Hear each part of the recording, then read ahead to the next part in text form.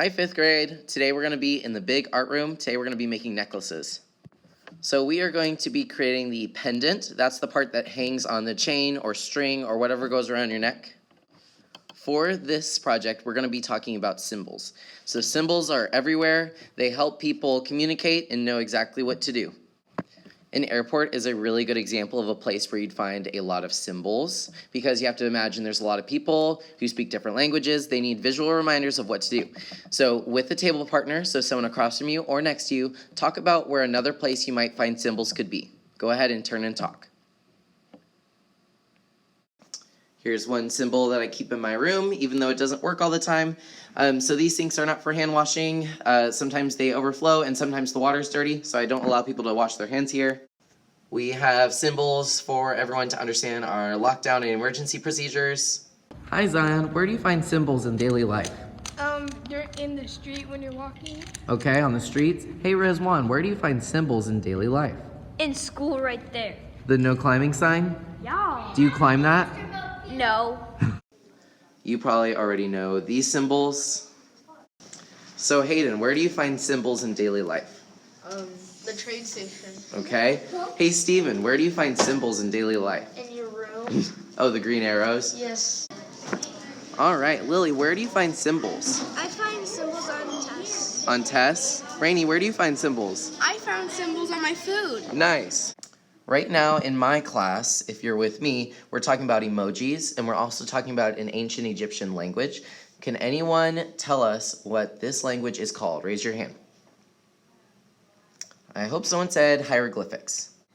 If you're in art club or you've already done a project similar with hieroglyphics, you already know that they mean certain ideas, certain sounds, so they use hieroglyphics to talk and communicate.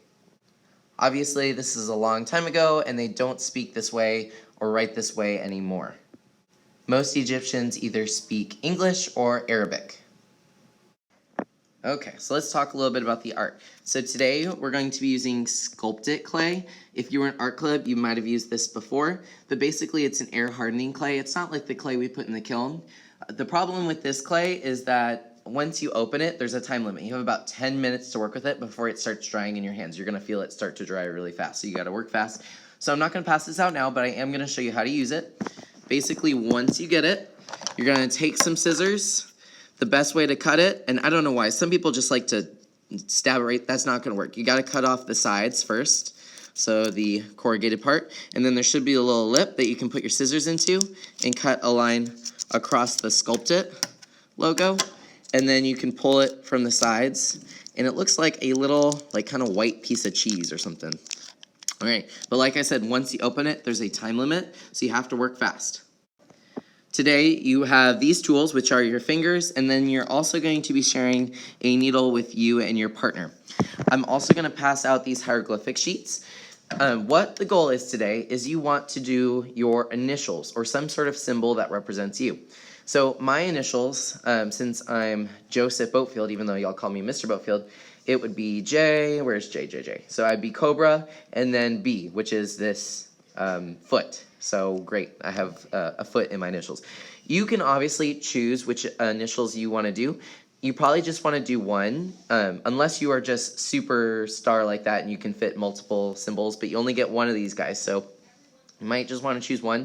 Or if you're not feeling hieroglyphics today and you have your own symbol that represents you, then I want you to put that symbol on your necklace. Okay, so frequently asked question is, Mr. Boatfield, can I sculpt the clay in whatever shape I want? Yes, you don't want it too thin. You kind of want it pretty thick because if it's too thin, as it's drying, it could break. So you can give it some pressure and make it a little bit more flat. I personally like to do rounded edges on my symbolism necklace, so you can make it kind of an oval shape. I'm just going fast because I know this is going to dry. All right, so now I'm going to go ahead and take my needle and draw my symbol. I've decided I don't like the random foot, so I think I'm going to try doing the cobra. All right, so let's see if this camera can get really close in. You just want to go super duper slow. Slower the better. Sometimes I can take a finger, hold it a little bit, and do it that way. When you do this, you want to do deep lines. Don't do itty bitty soft lines because we might be able to add a color to this with paint. And I believe I should have some metallic colors by then. Oh, there's the bell. You're gonna see all this little kind of fluff happening. If that happens, just brush it off. There's like all these little furries that come up when you start carving it. Now you could add more decoration if you wanted to. The most important thing is that since this is a necklace, you're going to need to put a hole at the very top. A lot of people just take the needle and poke it right through, which is fine, except I don't think any yarn is going to fit through there, so you're gonna have to make it a little bit bigger. What I usually do is I take it and kind of roll the needle a little bit, like that, and it makes the hole a little bit bigger. Alternatively, you can use the opposite side of the needle and do it that way. Whatever works to get that big enough. Once you have something you like, I promise you're probably going to forget what you did next time if we have another chance to work on this. So on the back, you need to put your real initials. So please don't put hieroglyphics because I won't be able to remember to read that. I'm not going to decode your name. So I'm just going to put JB, and then of course, get those little fuzzies off because however it dries is how it's going to dry for good. Some people are going to want to work with their clay a little bit. If for some reason it is getting really dry, you can go to the sinks over here and just turn on the water a little bit and then get your fingers a little bit wet. And just like Play-Doh, that might give you a couple extra minutes, but you don't want to add too much water to this, otherwise it won't dry because it's not like normal clay, it's like plastic. All right, so once you have the pendant you like, you're going to add a string to it. On the middle table, you'll see this piece of string and then also some big scissors. So I tried to find some string that looked a little bit old, like maybe something the Egyptians might use. I'm going to show you how to cut it because each person's is going to be the same size. Okay, so over here, what I usually do is I take it and I stretch it about the width of the table, and that should be the perfect length for your necklace. Just take this piece of string and then head back to your seat to tie it. If you already know how to tie a string or you want to tie it your way, that's fine. I'm just going to show you my way, and I do it just like I'm tying like a baby shoe or something, so just a baby normal knot, and just in case you want to untie it, because some people tie it and then they realize maybe I could have gotten a little bit longer or whatnot. Alright, so obviously you're going to put it through there. You want to be very careful because remember this is still like a piece of cheese. It might be a little bit drier, but it's still very fragile. Then you're going to tie a bow, just like you're tying your shoe.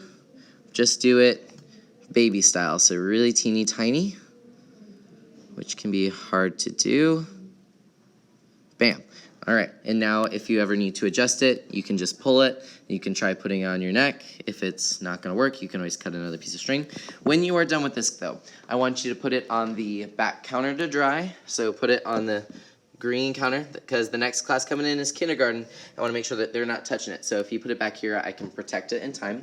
And then you can choose a new activity. You can choose blocks, cubes, free draw. You can also use the iPads if you want. Also, I'm going to give you a challenge.